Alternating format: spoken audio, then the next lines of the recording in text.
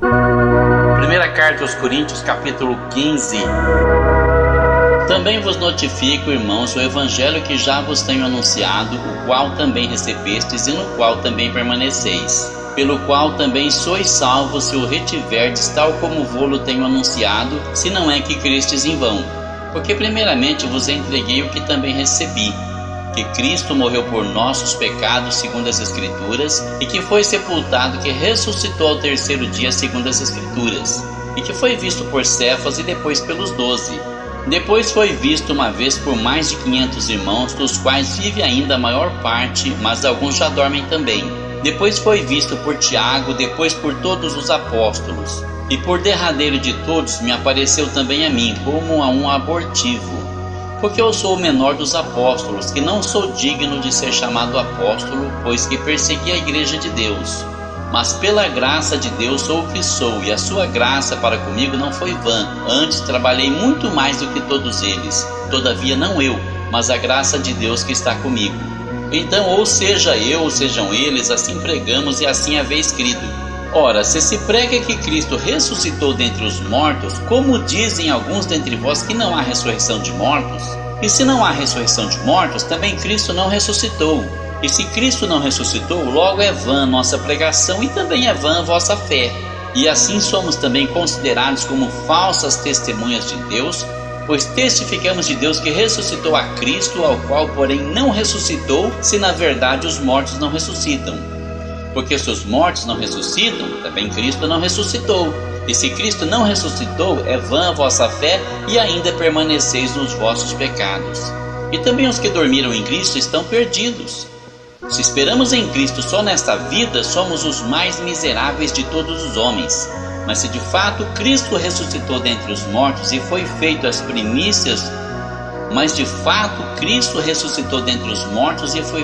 primícias dos que dormem. Porque assim como a morte veio por um homem, também a ressurreição dos mortos veio por um homem. Porque assim como todos morrem em Adão, assim também todos serão vivificados em Cristo, mas cada um por sua ordem. Cristo as primícias, depois os que são de Cristo na sua vinda. Depois virá o fim, quando tiver entregado o reino a Deus, ao Pai, e quando houver aniquilado todo o império e toda a potestade e força. Porque convém que reine até que haja posto a todos os inimigos debaixo de seus pés. Ora, o último inimigo que há de ser aniquilado é a morte, porque todas as coisas sujeitou debaixo de seus pés. Mas quando diz que todas as coisas lhe estão sujeitas, claro está que se excetua aquele que lhe sujeitou todas as coisas.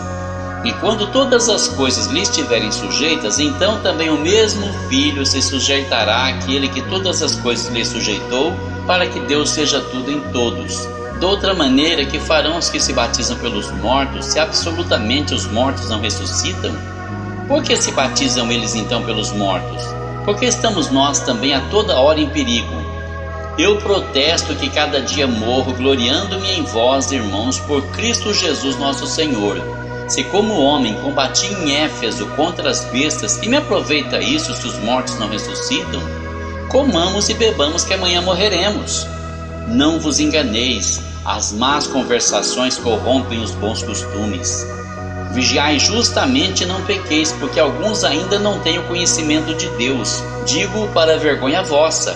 Mas alguém dirá, como ressuscitarão os mortos? E com que corpo virão?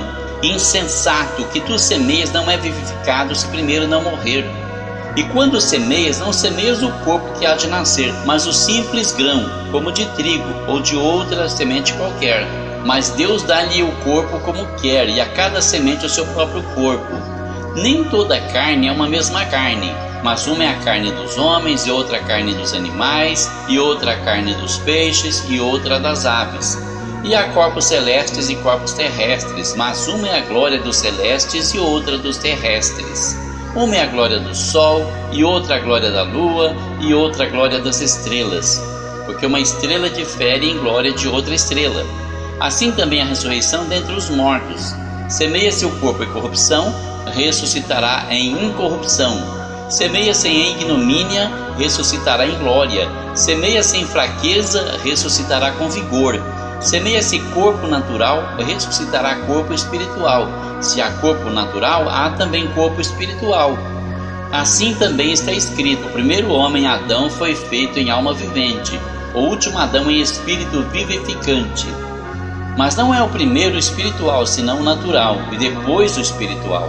O primeiro homem da terra é terreno, o segundo homem, o Senhor, é do céu. Qual terreno, tais também são os terrestres, e qual celestial, tais também os celestiais. E assim como trouxemos a imagem do terreno, assim traremos também a imagem do celestial. E agora digo isto, irmãos, que a carne e o sangue não podem herdar o reino de Deus, nem a corrupção herdar a incorrupção. Eis aqui vos digo um mistério. Na verdade, nem todos dormiremos, mas todos seremos transformados. Num momento, num abrir e fechar de olhos ante a última trombeta, porque a trombeta soará e os mortos ressuscitarão incorruptíveis, e nós seremos transformados. Porque convém que isto que é corruptível se revista da incorruptibilidade, e que isto que é mortal se revista da imortalidade. E quando isto que é corruptível se revestir da incorruptibilidade, e isto que é mortal se revestir da imortalidade, então cumprir-se-á a palavra que está escrita: tragada foi a morte na vitória. Onde está, ó morte, o teu aguilhão? Onde está, ó inferno, a tua vitória?